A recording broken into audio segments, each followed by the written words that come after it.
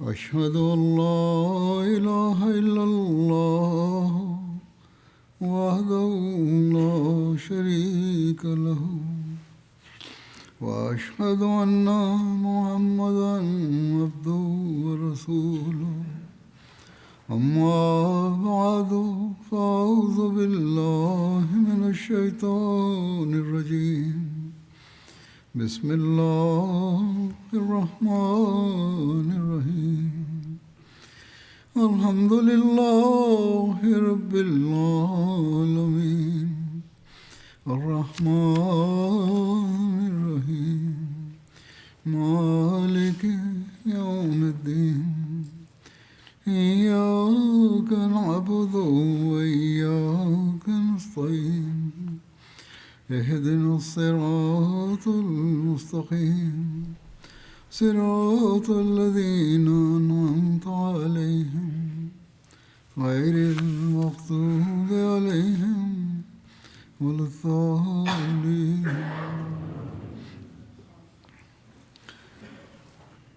جیسا کہ گزشتہ خطبے میں غزوہ تبوک کے بارے میں مختصر ذکر ہوا تھا، اس کی کچھ مزید تفصیل آج بیان کروں گا. حضرت مسلم موعود رضی اللہ عنہ اس غزوہ یعنی غزوہ تبوک کا پس منظر بیان کرتے ہوئے فرماتے ہیں کہ جب رسول اللہ صلی اللہ علیہ وسلم نے مکہ فتح کیا تو ابو عامر مدنی جو خزرج قبیلے میں سے تھا اور یہودیوں اور عیسائیوں سے میل ملاقات کی وجہ سے ذکر و وظائف کا عادی تھا اور اس کی وجہ سے لوگ اس کو راہب کہتے تھے، مگر مذہباً عیسائی نہیں تھا. یہ شخص رسول اللہ صلی اللہ علیہ وسلم کے مدینہ میں پہنچ جانے کے بعد مکے کے بعد طرف بھاگ گیا.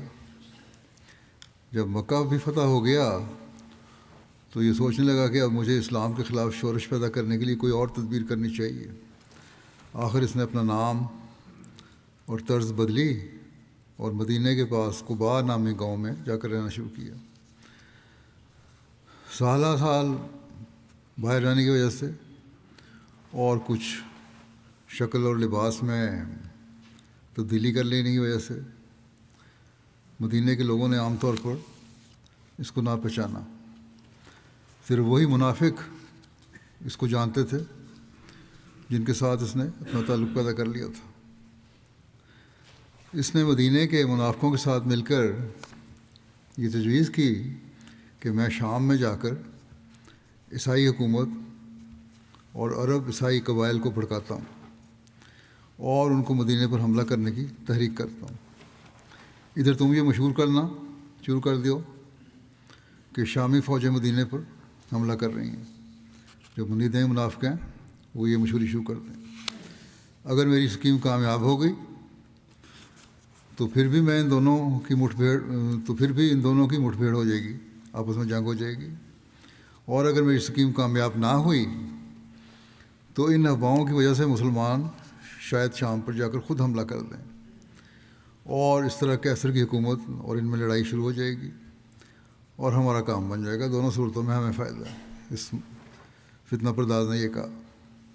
چنانچہ یہ تحریک کر کے یہ شخص شام کی طرف گیا اور مدینہ کے منافقوں نے روزانہ مدینہ میں یہ خبریں مشہور کرنی شروع کر دیں کہ فلاں قافلہ ہمیں ملا تھا اور اس نے یہ بتایا تھا کہ شامی لشکر مدینہ پر حملہ کرنے کی تیاری کر رہا ہے. دوسرے دن پھر کہہ دیتے تھے کہ فلاں قافلہ کے لوگ ہمیں ملے تھے اور انہوں نے کہا تھا کہ مدینہ پر شامی لشکر چڑھائی کرنے والا ہے. یہ خبریں اتنی شدت سے پھیلنی شروع ہوئیں کہ رسول اللہ صلی اللہ علیہ وسلم نے مناسب سمجھا کہ آپ اسلامی لشکر لے کر خود شامی لشکروں کے مقابلے کے لیے جائیں. یہ وقت مسلمانوں کے لیے نہایت ہی تکلیف کا وقت تھا. قحط کا سال تھا. پچھلے موسم میں غلہ اور پھل کم پیدا ہوا تھا اور اس موسم کی اجناس ابھی پیدا نہیں ہوئی تھی، فصل کبھی کٹی نہیں تھی. ستمبر کا آخر یا اکتوبر کا شروع تھا جب آپ اس مہم کے لیے روانہ ہوئے.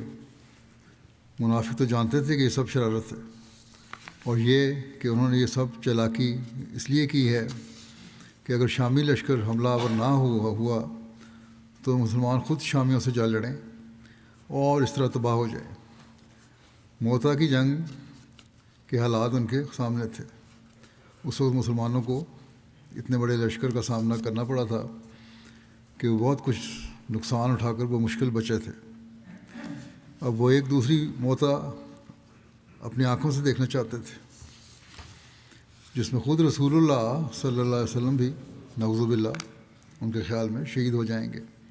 اس لیے ایک طرف تو منافق روزانہ یہ خبریں پھیلاتے تھے کہ فلاں ذریعہ سے ہمیں معلوم ہوا ہے کہ دشمن حملہ کرنے والا ہے، فلاں ذریعے سے معلوم ہوا ہے کہ شامی فوجیں آ رہی ہیں، اور دوسری طرف لوگوں کو ڈرا رہے تھے کہ اتنے بڑے لشکر کا مقابلہ آسان نہیں، تمہیں جنگ کے لیے نہیں جانا چاہیے۔ ان کارروائیوں سے ان کی غرض یہ تھی کہ مسلمان شام پر حملہ کرنے کے لیے جائیں تو صحیح، لیکن جہاں تک ہو سکے کم سے کم تعداد میں جائیں تاکہ ان کی شکست زیادہ سے زیادہ یقینی ہو جائے۔ تھوڑے ہوں گے، شکست یقینی ہو جائے گی۔ بہرحال آمدہ خبروں کے پیش نظر حضور صلی اللہ علیہ وسلم حالات و واقعات کا جائزہ لے کر اس نتیجے پر پہنچے کہ اگر آپ نے رومیوں سے مقابلہ کرنے میں تاخیر کی یا ان کو مسلمانوں کے زیر اثر علاقوں میں داخل ہونے کا موقع دیا تو اس کے نقصان زیادہ ہوں گے۔ اس لیے آپ نے تنگی اور شدت کے باوجود یہ طے کیا کہ رومیوں کو پیش قدمی کی مہلت دیے بغیر خود ان کے علاقے میں جا کر ان کے خلاف ایک فیصلہ کن جنگ لڑی جائے۔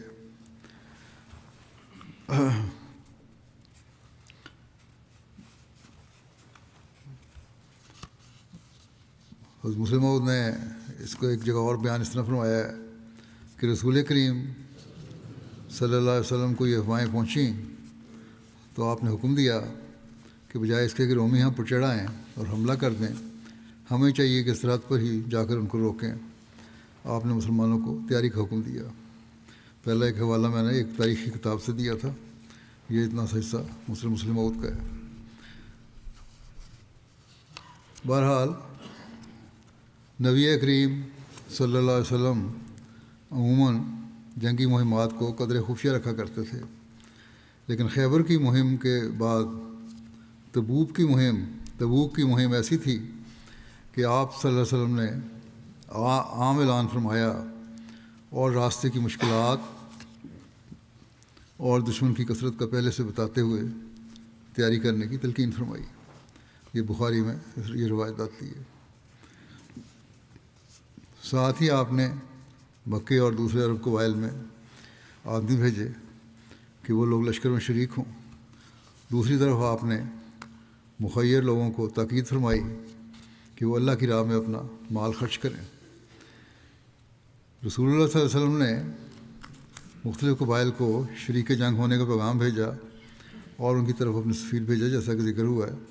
چنانچہ حضرت بریدہ بن حسیب کو قبیلہ بنو اسلم کی طرف، حضرت ابو رحم غفاری کو اپنی قوم بنو غفار کی طرف، حضرت ابو واقد لیسی کو اپنی قوم بنو لیس کی طرف، حضرت ابو جاد زمری کو ان کی قوم کی طرف بھیجا، حضرت رافع بن مقیس کو جوہینہ کی طرف بھیجا۔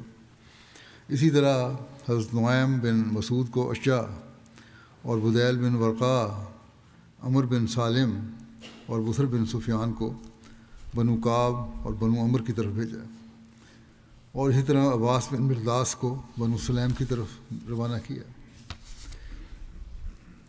مدینہ میں اس وقت ایک سخت خوف اور راز کی فضا تھی، اور اس کی وجہ یہ تھی کہ طاقتور دشمن کس طرح کسی وقت ہی حملہ کر سکتا ہے۔ چنانچہ بخاری کی ایک روایت کے مطابق حضرت عمر بیان کرتے ہیں کہ ہم آپس میں باتیں کیا کرتے تھے کہ ایک غسانی بادشاہ نے ہمارے ساتھ جنگ کے لیے اپنے گھوڑوں کو نال بھی لگوا لیے ہیں اور تیاری کر لی ہے پوری۔ اور بخاری کی ایک روایت میں حضرت عمر کا بیان ہے کہ ہم ایک غسانی بادشاہ سے خوفزدہ تھے، ہمیں بتایا گیا کہ وہ ہم پر حملہ کرنے کی تیاری کر رہا ہے۔ اس فضا میں ہمارے سینے خوف سے بھر گئے تھے۔ بہرحال اس کے باوجود صحابہ کی تیاری اور مالی قربانی کا جو ایمان افروز مظاہرہ ہے وہ بھی دیکھنے میں آیا۔ اس کی تفصیل میں لکھا ہے کہ اس خوف و ہراس کے ساتھ ساتھ مدینے کو اس وقت سخت قحط سالی کا سامنا تھا اور فصلیں اور پھل پکنے کو تھے۔ اس قحط سالی میں لوگ اپنی فصلیں سمیٹنے کی فکر اور تیاری میں تھے کہ جہاد پر نکلنے کا اعلان ہو گیا۔ پھر شدید گرمی کا موسم اور سینکڑوں میل کا سفر، زیادہ راہ کی تنگی اس کے علاوہ تھی۔ ان سب مسائل کے ہوتے ہوئے حضرت صلی اللہ علیہ وسلم کی طرف سے جب جہاد پر جانے کا اعلان ہوا تو اخلاص و وفا کے پیکر جان نثار اپنی تیار فصلوں اور پکے ہوئے پھلوں کو چھوڑ کر سفر کی تیاری کرنے لگے۔ گو کہ اتنے لمبے سفر کی تیاری ان مخلص لوگ لیکن غریب صحابہ کے لیے کوئی آسان کام نہیں تھا، اور حضرت صلی اللہ علیہ وسلم بھی مشکلات کی ان گھڑیوں سے بخوبی آگاہ تھے۔ چنانچہ آپ صلی اللہ علیہ وسلم نے مالی قربانی کی عام تحریک کرتے ہوئے عمراء کو اللہ کی راہ میں خرچ کرنے اور سواری مہیا کرنے کی تحریک کرتے ہوئے فرمایا، من جہازہ جیش الاسرت فلاح الجنہ، جو شخص جیش اسرت یعنی جنگ تبوک کو ساز و سامان سے لیس کرے گا اسے جنت ملے گی۔ اس موقع پر جو شخص سب سے پہلے مال لے کر آیا وہ حضرت ابوبکر صدیق رضی اللہ عنہ تھے۔ آپ اپنے گھر کا سارا مال لے آئے جو کہ 4000 درہم تھا۔ رسول اللہ صلی اللہ علیہ وسلم نے حضرت ابوبکر سے دریافت فرمایا کہ اپنے گھر والوں کے لیے بھی کچھ چھوڑا ہے کہ نہیں؟ تو انہوں نے عرض کیا کہ گھر والوں کے لیے اللہ اور اس کا رسول چھوڑ آیا ہوں۔ ایک روایت میں حضرت عمر اپنا واقعہ بیان کرتے ہیں کہ رسول اللہ صلی اللہ علیہ وسلم نے ہمیں ارشاد فرمایا کہ ہم صدقہ کریں، اور اس وقت میرے پاس مال تھا۔ میں نے کہا اگر میں ان سے کبھی سب کو لے جا سکا تو آج کے دن میں ابوبکر سے سب کو لے جاؤں گا۔ کہتے ہیں کہ میں اپنا نصف مال لایا تو رسول اللہ صلی اللہ علیہ وسلم نے فرمایا تم نے اپنے گھر والوں کے لیے کیا چھوڑا؟ میں نے عرض کیا اتنا ہی، جتنا لے کے آئے اتنا ہی چھوڑا ہے ہم گھر والوں کے لیے۔ اور حضرت ابوبکر وہ سب لے آئے جو ان کے پاس تھا۔ تو آپ صلی اللہ علیہ وسلم نے فرمایا اے ابوبکر تم نے اپنے گھر والوں کے لیے کیا چھوڑا؟ حضرت عمر کے سامنے پوچھا۔ کہتے ہیں انہوں نے عرض کیا میں نے ان کے لیے اللہ اور اس کے رسول صلی اللہ علیہ وسلم کو چھوڑا ہے۔ حضرت عمر کہتے ہیں میں نے کہا کہ اللہ کی قسم میں ان سے کسی چیز میں کبھی بھی سبقت نہیں لے جا سکتا۔ اس واقعے کو حضرت مسلم موعود نے بھی اپنے الفاظ میں بیان فرمایا ہے اس طرح کہ ایک جہاد کے موقع کے متعلق حضرت عمر بیان فرماتے ہیں، مجھے خیال آیا کہ حضرت ابوبکر ہمیشہ مجھ سے بڑھ جاتے ہیں، آج میں ان سے بڑھوں گا۔ یہ خیال کر کے میں گھر گیا اور اپنے مال میں سے آدھا مال نکال کر رسول کریم صلی اللہ علیہ وسلم کی خدمت میں پیش کرنے کے لیے لے آیا۔ وہ زمانہ اسلام کے لیے انتہائی مصیبت کا دور تھا، لیکن حضرت ابوبکر رضی اللہ عنہ اپنا سارا مال لے آئے اور رسول کریم صلی اللہ علیہ وسلم کی خدمت میں پیش کر دیا۔ رسول کریم صلی اللہ علیہ وسلم نے پوچھا ابوبکر گھر میں کیا چھوڑ آئے ہو؟ انہوں نے عرض کیا اللہ اور اس کا رسول۔ حضرت عمر فرماتے ہیں یہ سن کر مجھے سخت شرمندگی ہوئی اور میں نے سمجھا کہ آج میں نے سارا زور لگا کر ابوبکر سے بڑھنا چاہا تھا، مگر آج بھی مجھ سے ابوبکر بڑھ گئے۔ حضرت عثمان کی مالی قربانی کے متعلق ایک روایت میں ہے کہ حضرت عبد الرحمن بن خباب نے اس کو بیان کیا ہے کہ میں نبی کریم صلی اللہ علیہ وسلم کے پاس حاضر تھا اور آپ اسرا کے لشکر کے بارے میں تحریک فرما رہے تھے، تو حضرت عثمان بن عفان کھڑے ہوئے، عرض کیا یا رسول اللہ صلی اللہ علیہ وسلم میرے ذمہ 100 اونٹ ان کے پالانوں اور کجاووں سمیت اللہ کے راستے میں ہیں۔ پھر آپ صلی اللہ علیہ وسلم نے لشکر کے بارے میں تحریک فرمائی تو حضرت عثمان بن عفان پھر دوبارہ کھڑے ہوئے، عرض کیا یا رسول اللہ صلی اللہ علیہ وسلم میرے ذمہ 200 اونٹ ان کے پالانوں اور کجاووں سمیت اللہ کے راستے میں۔ پھر آپ صلی اللہ علیہ وسلم نے لشکر کے بارے میں دوبارہ تحریک فرمائی اس بات سننے کے باوجود تو حضرت عثمان بن عفان کھڑے ہوئے اور عرض کیا یا رسول اللہ صلی اللہ علیہ وسلم، میرے ذمہ 300 اونٹ ان کے پالانوں اور کجاووں سمیت اللہ کی راہ میں راستے میں ہیں۔ میں نے رسول اللہ صلی اللہ علیہ وسلم کو دیکھا کہ آپ ممبر سے اتر رہے تھے اور آپ فرما رہے ہیں کہ ما علی عثمانہ ما عمل بعد حاذی، ما علی عثمانہ ما عمل بعد حاذی، عثمان پر کوئی گرفت نہیں جو بھی اس نے اس کے بعد کیا، عثمان پر کوئی گرفت نہیں جو بھی اس نے اس کے بعد کیا۔ ایک دوسری روایت میں ہے حضرت عبد الرحمن بن سمرہ نے بیان کیا کہ حضرت عثمان نے نبی صلی اللہ علیہ وسلم کی خدمت میں 1000 دینار پیش کیے جب انہوں نے جیش اسرا کی تیاری کروائی اور انہیں آپ کی گود میں ڈال دیا۔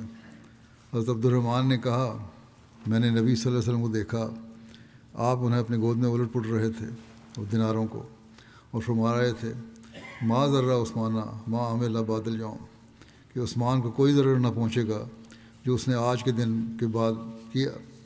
2 مرتبہ یہ فرمایا۔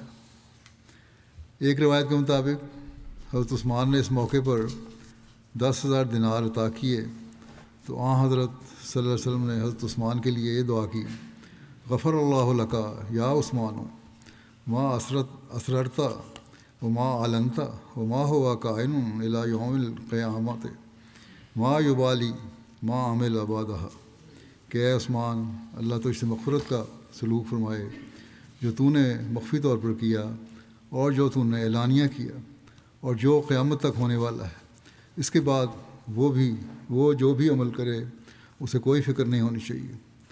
ایک روایت کے مطابق آپ نے اس جنگ کی تیاری کے لیے 1000 اونٹ اور 70 گھوڑے پیش کیے۔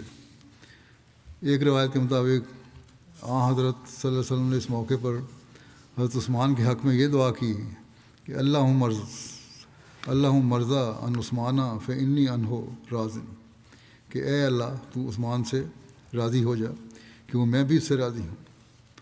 ابن اسحاق بیان کرتے ہیں کہ حضرت عثمان نے غزوہ تبوک کے موقع پر اتنی رقم خرچ کی کہ کوئی اور صحابی اتنی رقم خرچ نہ کر سکا۔ حضرت عثمان کا ایک تجارتی قافلہ ملک شام سے بہت سا نفع لے کر واپس آیا تو انہوں نے 1/3 فوج کے جملہ اخراجات اپنے ذمہ لے لیے۔ 1/3 فوج کا انہوں نے کہا میں خرچ برداشت کروں گا۔ آپ نے 10,000 سے زائد فوج کے لیے سامان مہیا کیا اور اس چیز کا اہتمام کیا کہ ہر فوجی کے لیے ایک تسمہ بھی آپ کے روپے میں سے خرچ ہو، یعنی کہ چھوٹی سے چھوٹی چیز بھی۔ اس پر ان کے 10,000 دینار خرچ ہوئے جو اونٹوں اور گھوڑوں کے علاوہ تھے۔ اس کے علاوہ 1000 اونٹ، 100 گھوڑے اور دیگر سامان کے ساتھ ساتھ 1000 دینار بھی آپ صلی اللہ علیہ وسلم کی خدمت میں پیش کیے۔ یہ 1000 دینار ان 10,000 دینار سے الگ تھے جو انہوں نے 10,000 فوجیوں کی تیاری پر خرچ کیا تھا۔ اس موقع پر حضرت عبد الرحمن بن عوف نے 100 اوقیہ چاندی پیش کی، بعض روایت کے مطابق 200 اوقیہ چاندی پیش کی۔ یہ اوقیہ بھی ایک وزن ہے جو 10.5 تولے کے برابر ہوتا ہے، یعنی 1050 یا 2100 تولے تک چاندی، یا 1.25 کلو گرام یا 2.5 کلو گرام چاندی اگر آج کل کے زمانے میں دیکھیں تو۔ پھر آپ صلی اللہ علیہ وسلم نے فرمایا عثمان بن عفان اور عبد الرحمن بن عوف زمین پر اللہ کے خزانوں میں سے خزانے ہیں جو اللہ کی رضا کے لیے خرچ کرتے ہیں، انہوں نے بہت مال دیا۔ ایک روایت میں ہے کہ حضرت عبد الرحمن بن عوف نے 400 اوقیہ سونا پیش کیا تھا، یعنی 4200 تولے سونا۔ بعض نے 900 اونٹ پیش کرنے کا بھی بیان کیا ہے۔ بہرحال ان قربانیوں کا ذکر ہے۔ ایک روایت کے مطابق حضرت عبد الرحمن بن عوف آپ صلی اللہ علیہ وسلم سے حاضر ہوئے اور عرض کیا میرے پاس 8000 درہم ہیں، میں نے 4000 درہم گھر والوں کے لیے رکھ لیے ہیں اور 4000 آپ کی خدمت میں پیش ہیں۔ آپ صلی اللہ علیہ وسلم نے برکت کی دعا دیتے ہوئے فرمایا بارک اللہ فیما امسکتا و فیما آتیتا، یعنی جو مال تم نے گھر والوں کے لیے رکھا ہے اور جو اللہ کی راہ میں دیا ہے اللہ سب میں برکت دے۔ حضرت عاصم بن عدی نے 70 وسق کھجوریں پیش کی۔ ایک وسق 60 سا کا ہوتا ہے اور ایک سا قریباً 3 سیر کا ہوتا ہے، یعنی کل تقریباً 12,600 کلو گرام کھجوریں بنتی ہیں۔ رسول اللہ صلی اللہ علیہ وسلم کی خدمت میں مال لانے والوں میں سے حضرت عباس بن عبد المطلب، حضرت طلحہ بن عبید اللہ، حضرت سعد بن عبادہ اور حضرت محمد بن مسلمہ کے نام بھی ملتے ہیں قربانیوں کے، زیادہ قربانیوں کے۔ حضرت مسیح موعود علیہ الصلوۃ والسلام فرماتے ہیں کہ ایک وہ زمانہ تھا کہ الہی دین پر لوگ اپنی جانوں کو بھیڑ بکری کی طرح نثار کرتے تھے، مالوں کا تو کیا ذکر۔ حضرت ابوبکر صدیق رضی اللہ تعالیٰ عنہ نے ایک سے زیادہ دفعہ اپنا کل گھر بار نثار کیا، حتیٰ کہ سوئی تک کو بھی گھر میں نہ چھوڑا، اور ایسا ہی حضرت عمر نے اپنی بساط و انشراح کے موافق، اور عثمان نے اپنی طاقت و حیثیت کے موافق، علی حاذ القیاس علی قدر مراتب، تمام صحابہ اپنی جانوں اور مالوں سمیت اس دین الہی پر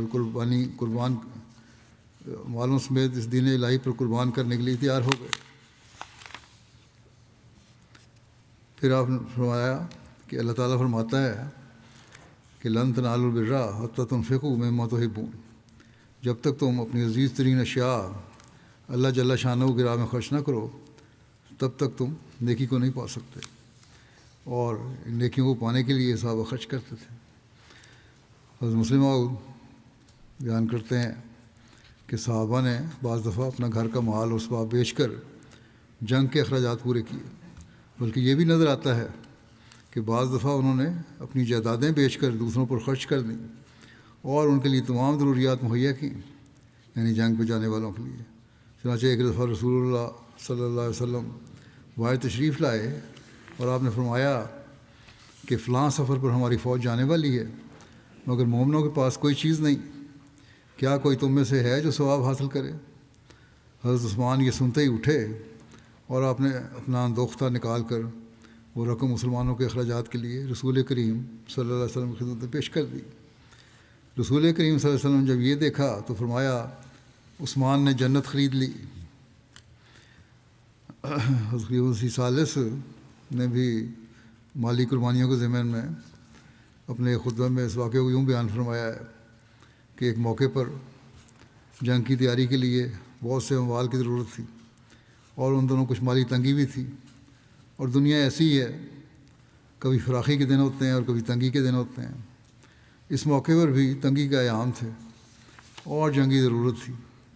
نبی اکرم صلی اللہ علیہ وسلم نے صحابہ اکرام کے سامنے ضرورت حقہ کو رکھا اور مالی قربانی پیش کرنے کی انہیں تلقین کی، جس کا نتیجہ یہ ہوا کہ حضرت ابوبکر صدیق رضی اللہ عنہ تو اپنا سارا مال لے کر آ گئے، حضرت عمر اپنا نصف مال لے کر آ گئے، حضرت عثمان نے عرض کیا کہ میری یہ پیشکش قبول کر لی جائے کہ میں 10,000 صحابہ کا پورا خرچ برداشت کروں گا، اور اس کے علاوہ آپ نے 1,000 اونٹ اور 70 گھوڑے دیے۔ اسی طرح تمام مخلص صحابہ نے اپنی اپنی توفیق اور استعداد کے مطابق مالی قربانیاں پیش کیں، اور اللہ تعالیٰ نے ان کے بہترین نتائج نکالے۔ اللہ تعالیٰ کا بڑا فضل ہے کہ جب جماعت احمدیہ کے افراد اس بات کو سمجھتے ہیں کہ مالی قربانیوں کی کیا اہمیت ہے۔ اکثر واقعات میں بیان کرتا ہوں، بعض لوگ حقیقت میں اپنے پاس جو کچھ ہو وہ قربان کر دیتے ہیں، امراء کو بھی، صاحب حیثیت لوگوں کو بھی۔ حضرت ابوبکر، حضرت عمر اور حضرت عثمان کے نمونے سامنے رکھنے چاہیے، اور پھر اپنے قربانیوں کے معیار کو بڑھانا چاہیے۔ غریب اور اوسط درجے کے تو باقی قربانیاں کر رہے ہوتے ہیں۔ اللہ تعالیٰ کے فضل سے بہت سے امراء ایسے ہیں جو اعلیٰ معیار کی قربانی کرنے والے ہیں۔ جو کمزور ہیں انہیں بھی دین کی اشاعت کے لیے آگے آنا چاہیے۔ اس زمانے میں ان کو بھی یہ موقع ہے کہ قربانیاں کریں۔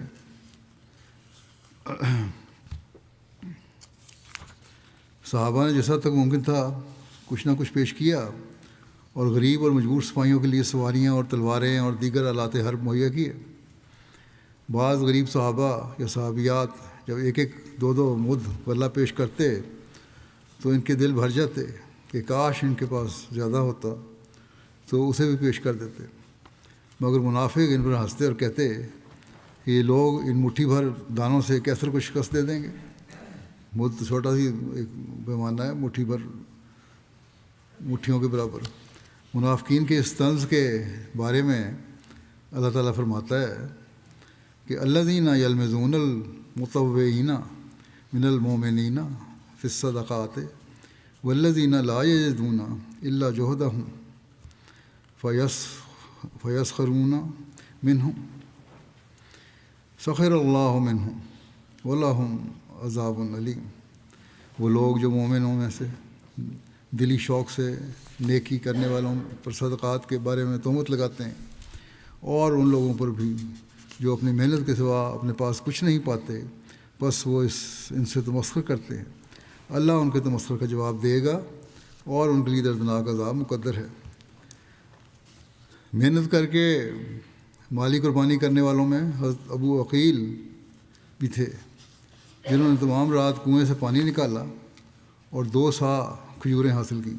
1 سا تقریباً 2.5 کلو کا ہوتا ہے، یعنی کل 5 کلو کھجوریں حاصل کیں۔ ان میں سے 1 سا اہل خانہ کے لیے رکھ لیا اور 1 سا کھجوریں لے کر رسول اللہ صلی اللہ علیہ وسلم کی خدمت میں حاضر ہو گئے۔ یہ قربانی جو کچھ کر سکتے تھے۔ حضرت مسلم موعود نے ایک جگہ بیان فرمایا ہے کہ رسول کریم صلی اللہ علیہ وسلم نے ایک دفعہ چندہ کی تحریک کی تو ایک صحابی نے جا کر کچھ مزدوری کی، شاید کسی کے کنویں پر جا کر پانی نکالا، اور اس کے عوض انہیں 8 سیر یا 3 پاؤ غلہ ملا جو اس نے لا کر چندہ میں ڈال دیا۔ اس وقت ہزاروں روپیہ کی ضرورت تھی۔ منافق ہنستے تھے اور کہتے تھے کہ یہ لڑائی کی تیاریاں ہو رہی ہیں۔ یہ جنگ تبوک کا واقعہ ہے جو رومیوں سے درپیش تھا، اور رومن حکومت اس وقت ایسی ہی تھی جیسی آج انگریزی حکومت ہے۔ جب مسلموں نے بیان فرمایا اس وقت انگریزوں کا بھی دنیا پہ راج تھا، اور اتنی بڑی حکومت سے لڑائی کے لیے اس صحابی نے چند مٹھی جو لا کر دیے۔ منافق اس پر ہنستے تھے، لیکن رسول کریم صلی اللہ علیہ وسلم کو جب اس کا علم ہوا تو آپ نے فرمایا کہ ان کو کیا علم ہے کہ خدا کی نظر میں اس جو کی کیا قیمت ہے۔ یعنی جو تھے، یہی جو تھے جن سے مسلمانوں کو فتح حاصل ہوئی اور رومیوں کو شکست ہو گئی، اور نہ صرف رومیوں کو بلکہ ایرانیوں کو بھی جن کی حکومت بھی رومی حکومت کے مقابل کی تھی، مسلمانوں نے شکست دی۔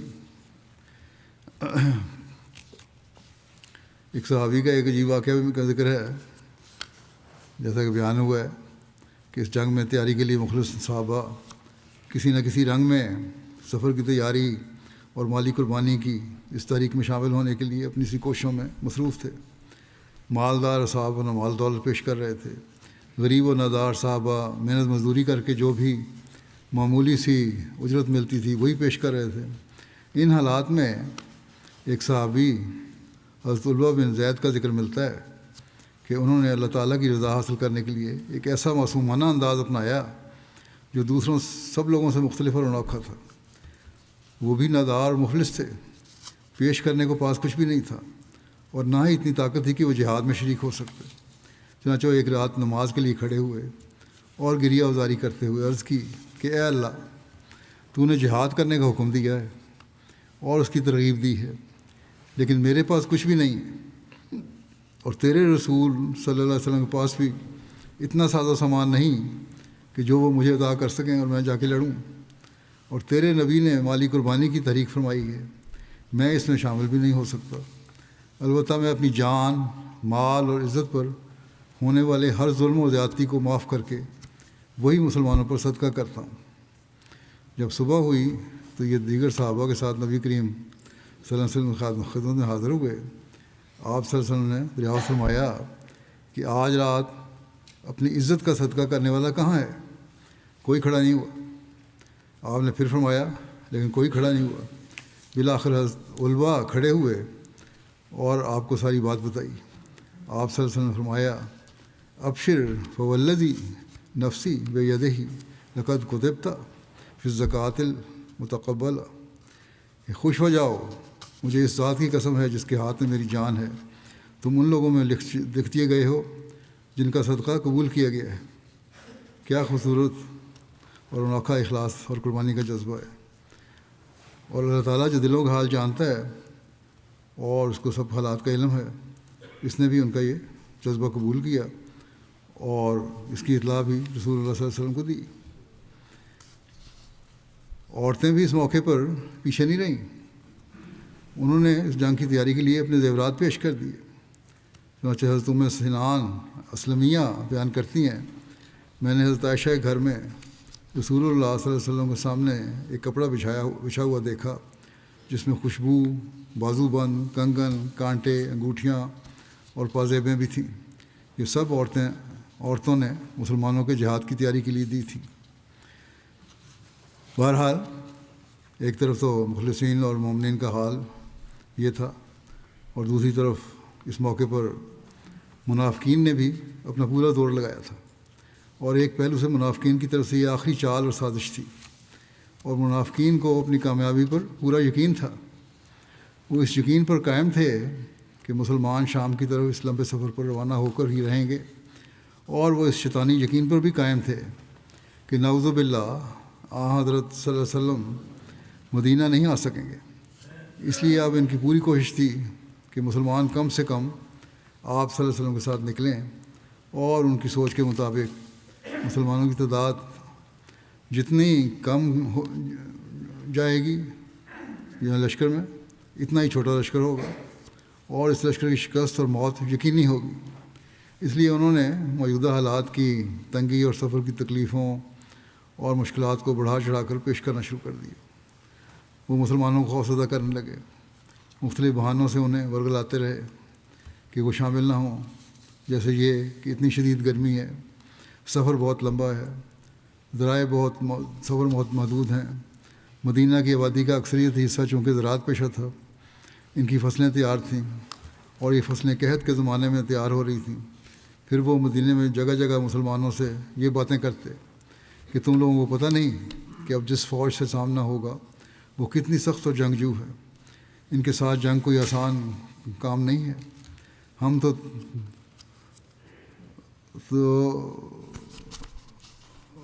سب کو دیکھ رہے ہیں، تم سب کو دیکھ رہے ہیں کہ یا مارے جاؤ گے تم لوگ، یا سب ان کے قیدی بن جاؤ گے۔ یہ منافقین کہا کرتے تھے۔ ہر چند کے منافقین کے اس پروپیگنڈے کا اعلیٰ درجے کے اور مخلص مومنین پر کوئی اثر نہیں ہوا، لیکن بعض کمزور ایمانوں والوں کے دل اتنے خوفزدہ ہوئے کہ وہ جنگ پر نہ جانے کے لیے مختلف بہانے اور عذر پیش کرنے لگے۔ وہ کہ ایسے عذر کرنے والوں میں سے اکثریت منافقین کی تھی۔ قرآن کریم نے منافقین کے اس پروپیگنڈے اور بہانوں کے ساتھ پیچھے رہنے کا ذکر اس طرح کیا ہے کہ فرح المخلفون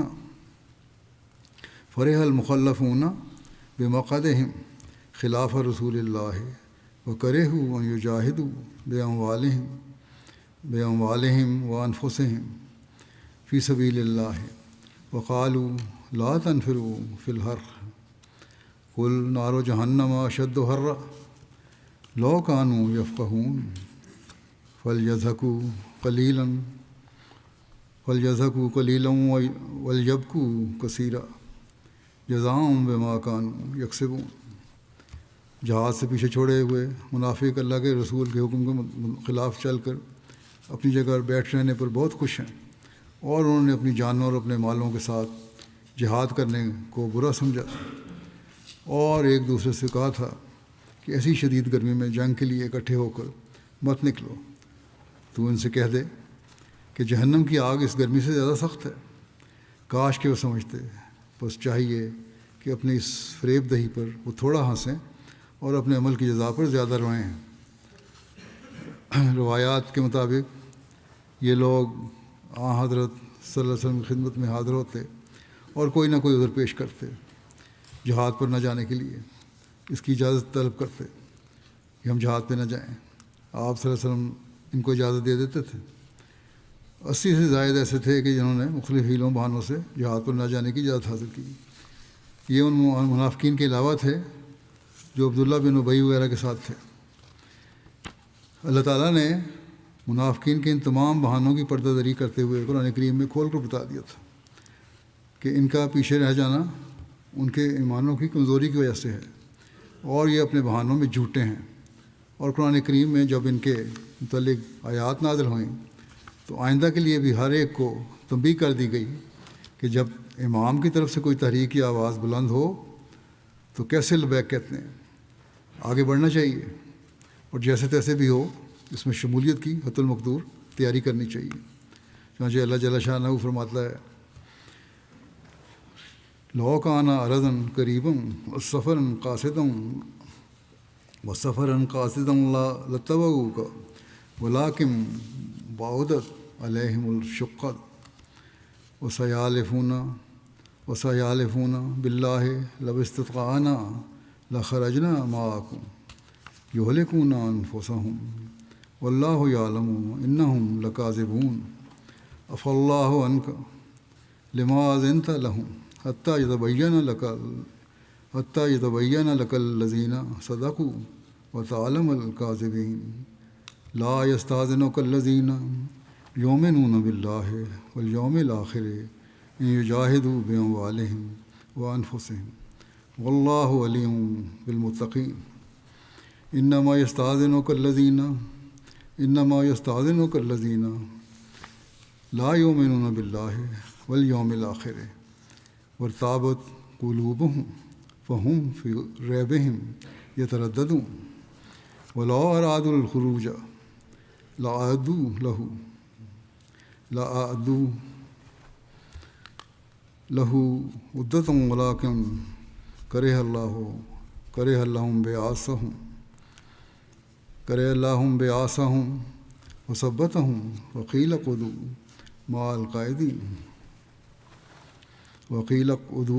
مع القاعدین لو خرجوا فیکم ما زادوکم الا خبالا ولا اوذوا خلالکم یبغونکم الفتنہ وفیکم سماعون لہم واللہ علیم بالظالمین لقد ابتغوا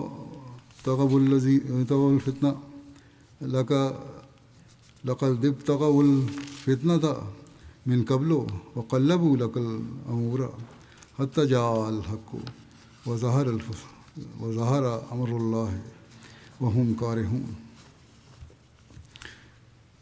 من قبل وقلبوا لك الأمور حتى جاء الحق وظهر أمر الله وهم كارهون۔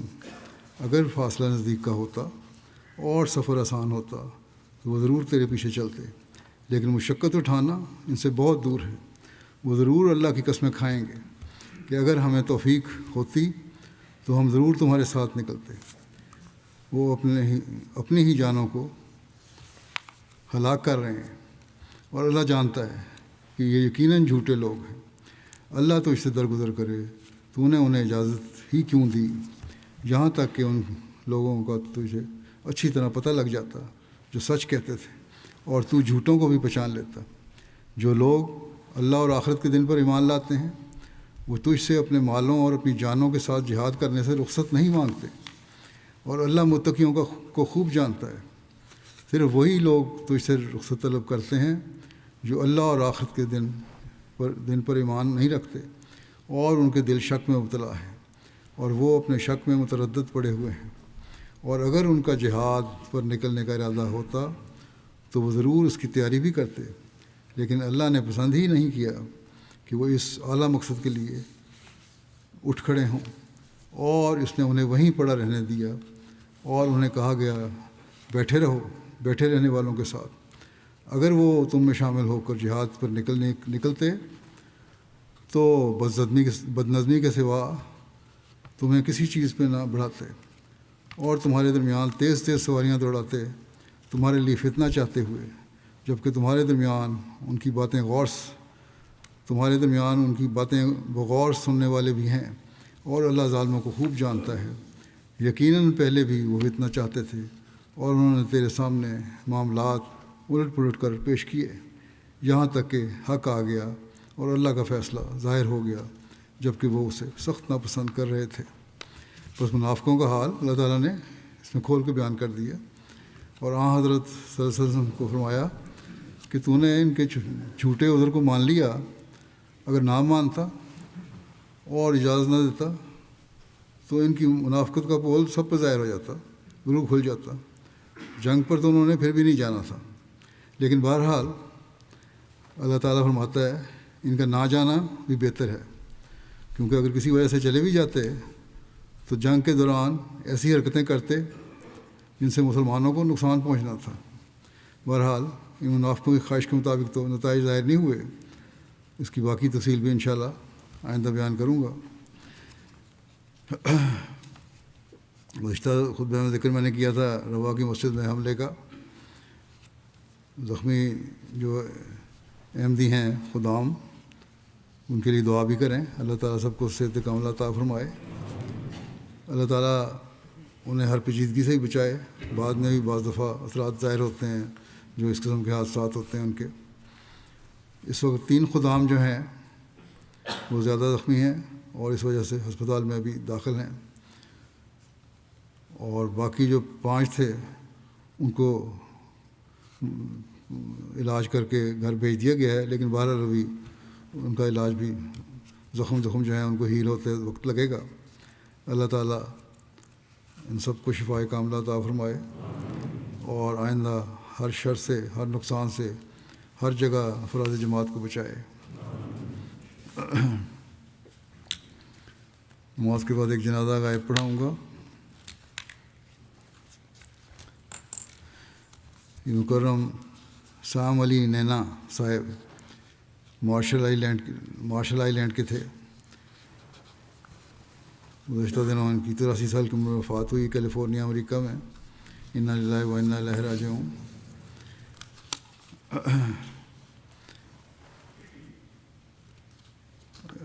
اسلام سے پہلی بار تعارف ان کا حافظ جبرائیل سعید صاحب جو ہمارے مربی سلسلہ تھے ان کی تبلیغ کے نتیجے میں ہوا 1980 کی دہائی میں، اور اس وقت اسلام انہوں نے قبول کر لیا، احمدیت قبول کر لی۔ بڑی مخالفت ہوئی لیکن بڑی استقامت کے ساتھ اپنے ایمان پر ڈٹے رہے۔ ایک سینیٹر نے پارلیمنٹ میں اسلام کے غیر قانونی کو غیر قانونی اور دہشت گردی سے وابستہ مذہب قرار دیا، تو آپ نے نہایت جرأت کے ساتھ مقامی اخبار میں پیغام دیا کہ ہم احمدی مسلمان ہیں اور ہمارا دہشت گردی سے کوئی تعلق نہیں ہے۔ آپ کا یہ جرأت مندانہ بیان جماعت کے لیے تقویت کا باعث بنا۔ اس نے تو کوشش کی تھی کہ قانون کو پاس کرائے، لیکن بہرحال آپ کی کوششوں سے نہیں ہو سکا۔ آپ مقامی معاشرے میں بااثر شخصیت کے طور پر جانے جاتے تھے۔ علاؤ الدین شمس صاحب نائب امیر امریکہ کہتے ہیں کہ مجھے 5 سال تک مارشل آئی لینڈ میں کام کرنے کے لیے توفیق ملی۔ وہاں جاتا تھا کیونکہ امریکہ کے سپرد تھا یہ جزیرہ۔ سام صاحب حافظ جبرائیل صاحب کے ذریعے احمدی ہوئے تھے۔ شروع میں 4-5 گھرانے احمدی تھے اور جماعت بہت چھوٹی سی تھی، رجسٹرڈ بھی نہیں تھی، لیکن بہرحال بڑی محنت سے حافظ صاحب کی اور ان کی کوشش سے جماعت وہاں رجسٹر ہو گئی۔ حافظ صاحب واپس آ گئے تو بڑا عرصہ لمبا عرصہ وہاں کوئی مربی نہیں تھا، اور اس پہ یہ خود ہی سام صاحب اپنے وفات تک انہوں نے اپنی اس جماعت کو سنبھالا اور جو تبلیغ بھی کرتے رہے، اور جماعت کے نام کو کبھی مان نہیں پڑنے دیا انہوں نے۔ بڑی گرمجوشی سے جماعتی تعاون کرتے تھے، جب بھی یہاں سے وفد جاتا تھا مرکز سے ان کی مدد کرتے تھے، اور ہمیشہ آگے بڑھ کے انہوں نے کام کیا اور نتیجہ خیز کام کیا۔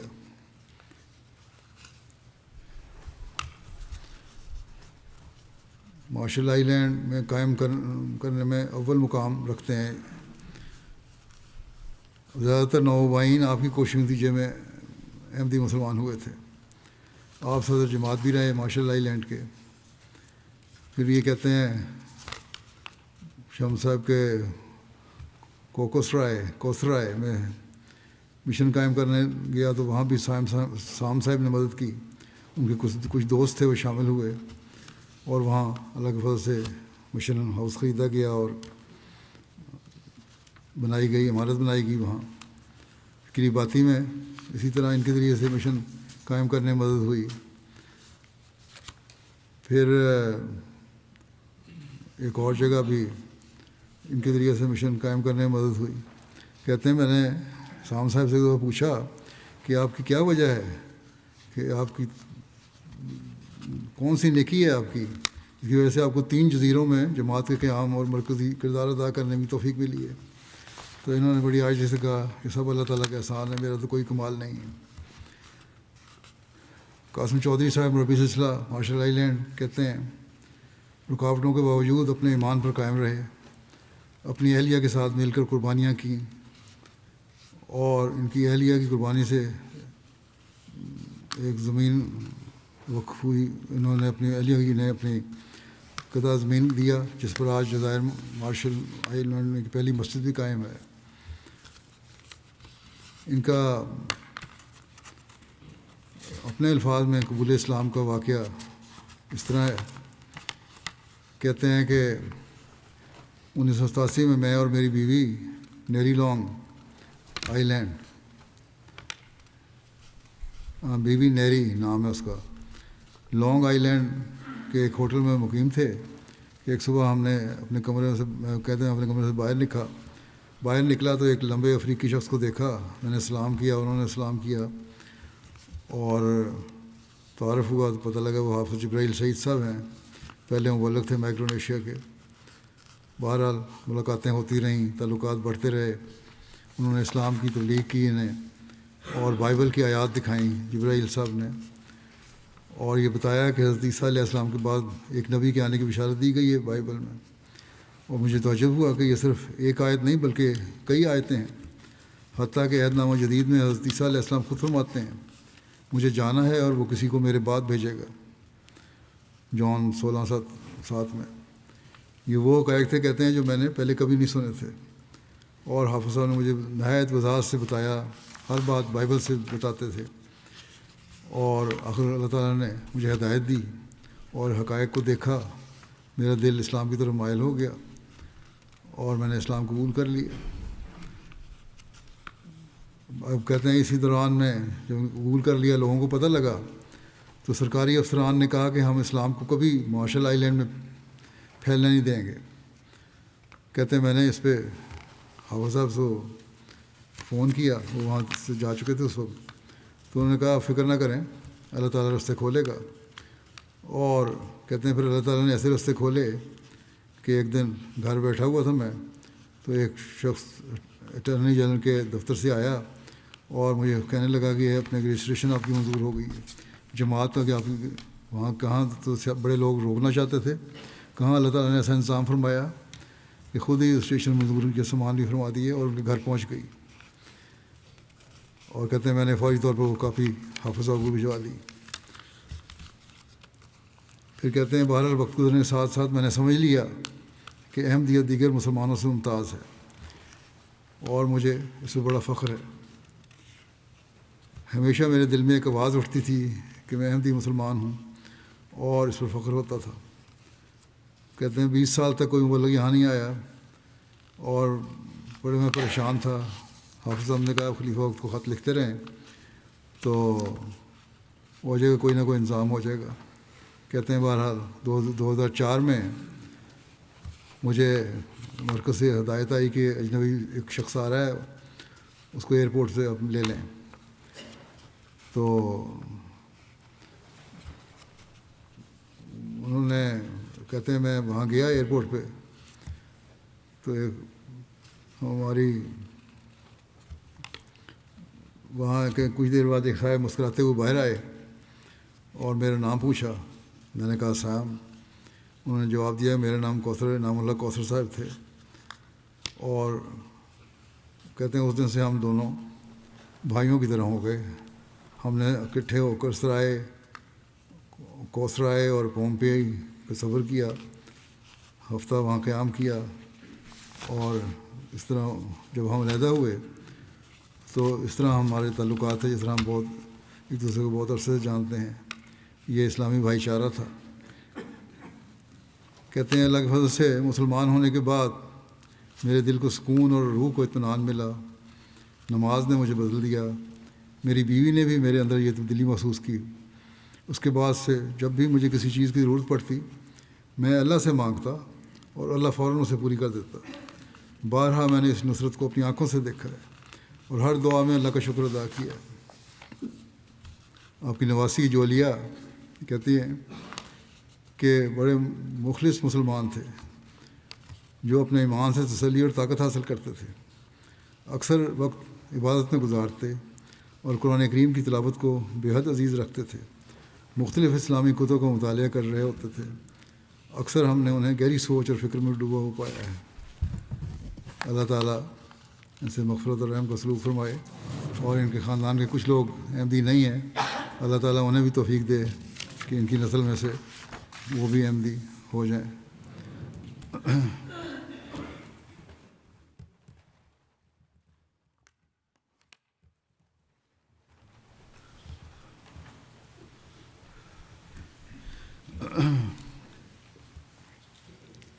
الحمد لله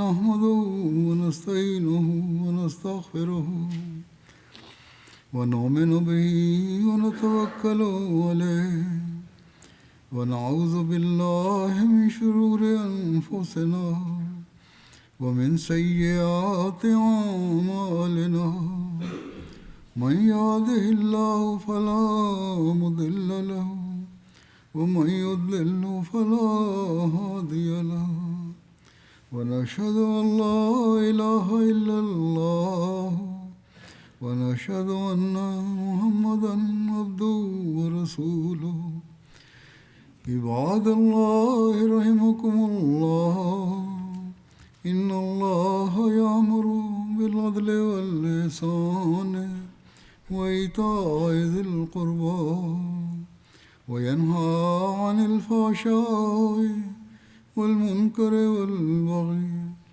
يعظكم لعلكم تذكرون اذكروا الله يذكركم وادعوه يستجب لكم ولذكر الله أكبر۔